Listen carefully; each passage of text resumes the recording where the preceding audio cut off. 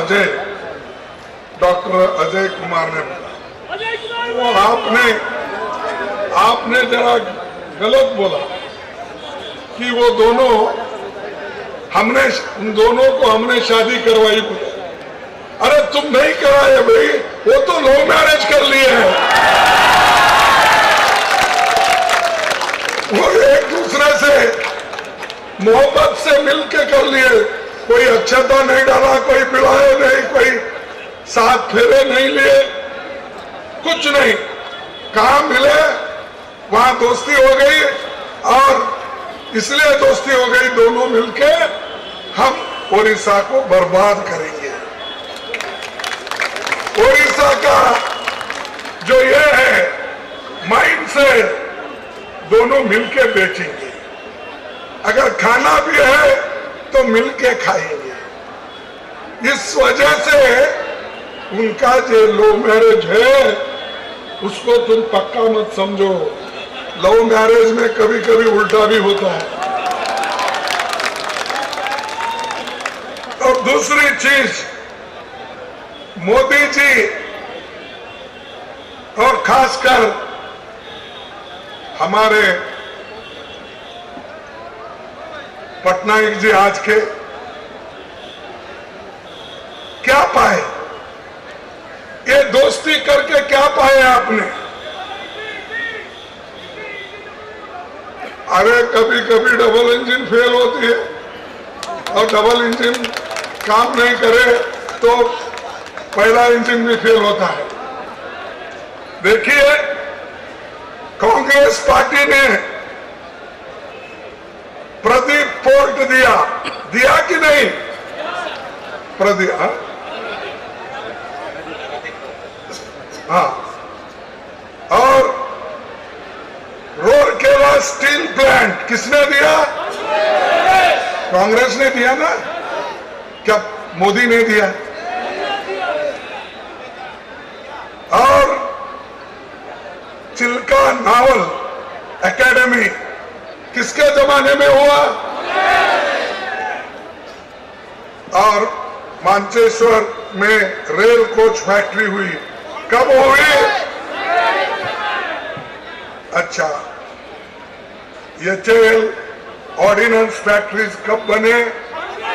कांग्रेस के जमाने। फिर पटनायक और मोदी ने मिलकर क्या लाया? अरे इतने बड़े बड़े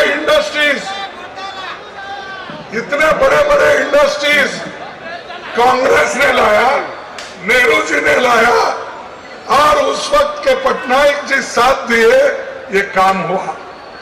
और आप अब क्या कर रहे हैं? बीजेपी के साथ मिलकर यहाँ के पूरे जो नैसर्गिक संपत्ति है इसको लुटाने के लिए परमिशन दे। और कई भुवनेश्वर में एम्स, निसर, इंस्टीट्यूट ऑफ फिजिक्स, शिक्षा संस्थान, ये सभी जो हुए हैं ये सब हमारे टाइम में हुए हैं, और ये कांग्रेस का देन है। और हमारे को बार बार पूछते हैं, मोदी जी आपके पास आके पूछेगा नहीं, मुझे मालूम है। वो हमेशा ये कहते हैं, मोदी जी 70 साल में कांग्रेस क्या किया? अरे भाई, हम 70 साल में कुछ नहीं करते। मोदी जी आप चीफ मिनिस्टर ही नहीं बनते थे। हम देश के संविधान को बचाए, देश के लोकतंत्र को बचाए, इसीलिए आप वहां हो। आप लोकतंत्र को खत्म कर रहे हैं, लोकतंत्र को बर्बाद कर रहे हैं, संविधान को बर्बाद कर रहे हैं। जो संविधान डॉक्टर बाबा साहब अम्बेडकर, जवाहरलाल नेहरू जी ने मिलके यहाँ के देश के लोगों को एडल्ट फ्रेंचाइज दिया, यानी सभी लोग बराबर, सबको हक। पहले नहीं था, ब्रिटिश के जमाने में था। आज नीचे से काम करने वाले एक खेत मजदूर को भी उतना ही हक है वोटिंग का, और उसकी कीमत भी उतनी है जितनी एक जमींदार की है, बड़े मालिक की है। कारखाने में काम करने वाला एक मजदूर, उसके वोट को भी उतनी ही कीमत है जितना मालिक को है। ये किसने किया? हमने किया। और आपको सभी को अधिकार दिया। महिलाओं को सुनिए, पूरे देश में 50 साल 100 साल के पहले जहां भी डेमोक्रेसी है वहां महिलाओं को वोटिंग का अधिकार नहीं था। जैसा कि मनु ने महिलाओं को कमजोर करने के लिए उनका काम उन्होंने बताया सिर्फ घर में ही रहना ठीक है, लेकिन ये नेहरू जी की देन है, अंबेडकर जी की देन है। जब आपको आजादी मिली, जब संविधान बना, उस दिन से जब वोटिंग राइट आ गई, महिला को भी उसी दिन मिला। ये इतिहास है। अब दुनिया में कोई ये काम नहीं किया, हिंदुस्तान ने किया। और हिंदुस्तान ने करके आज महिला को चाहे जिला परिषद, ग्राम पंचायत, एमएलए, एमपी, आज जो इतने लोग, बड़े बड़े लोग, महिला बहुत बड़े अपने पोस्ट पे है, ये सब हमारी देन, कांग्रेस की देन है। और ये लोग कांग्रेस के खिलाफ रोज उठ के बोलते हैं।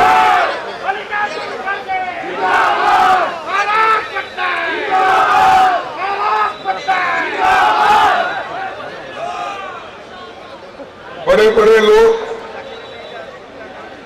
उनके साथ हैं, बीजेपी के साथ, पटनायक के साथ।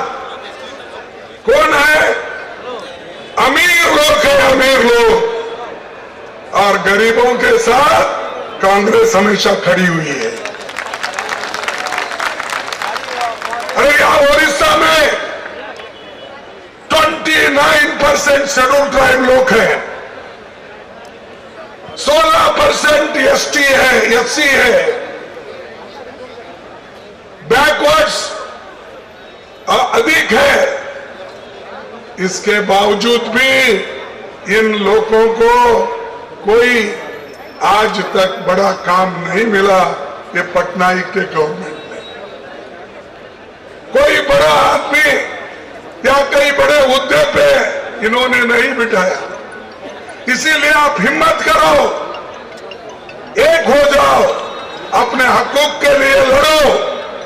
मैं ये नहीं चाहता कि तुम एक दूसरे से लड़ो, वो मोदी करते हैं, डिवाइड एंड रूल। लेकिन मैं नहीं, मैं देश को एक रखना चाहता हूं। राहुल जी देश को एक रखना चाहते हैं। राहुल जी तो बोले, भाई मैं तो मोहब्बत की दुकान खोला हूं, नफरत की नहीं। लेकिन यहां बीजेपी, आरएसएस, ये तो नफरत की दुकान खोल के बैठे हैं। और इसी के वजह से आपको होशियार रहना चाहिए। अगर आप ये कहें, अरे सुनो भाई, सुने तो ही ज्ञान आता है, ज्ञान आए तो ही आप बोल सकते हैं। स्लोगन शाउटिंग मेरे लिए करें तो मैं खुश हो जाऊंगा, बाकी का समझ तो नहीं पाएंगे। देखो, बीजेपी और आरएसएस इतनी बुरी है और उसके संग में इन्हों है। फर्ज करो, अगर कोई आदमी, हम कहते हैं भाई ये विष के जैसा है, ये लोग बहुत डेंजर है, इसीलिए उनको दूर रखो, उनको टेस्ट मत करो, हमने कहा। अगर कोई ये कहता है तो भाई हम बोलते हैं ये विष है, पॉइजन है, इसके पास मत जाओ, उसको देखो मत। अगर कोई ये भी कहता है नहीं वो विष है या नहीं, मैं जरा चाट के देखता हूं, तो क्या होगा? अरे तुम चाट के देखे तो भी मरेंगे, दूर से देखे तो उनका अन्याय अत्याचार भी तुमको मालूम होगा। तो जैसा ये आरएसएस और बीजेपी ये विष जैसे पॉइजन है, एक एक करके हमारे हकूक को छीन ले रहे हैं।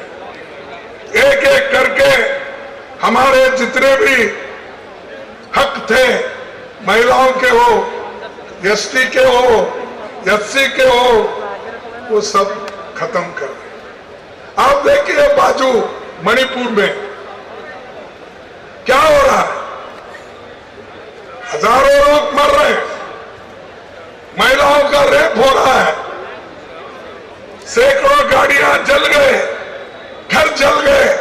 कहां है मोदी जी, कहां है बीजेपी? यहां सिर्फ हमको दिखाने के लिए वहां यहां ऐसा फिरते हो।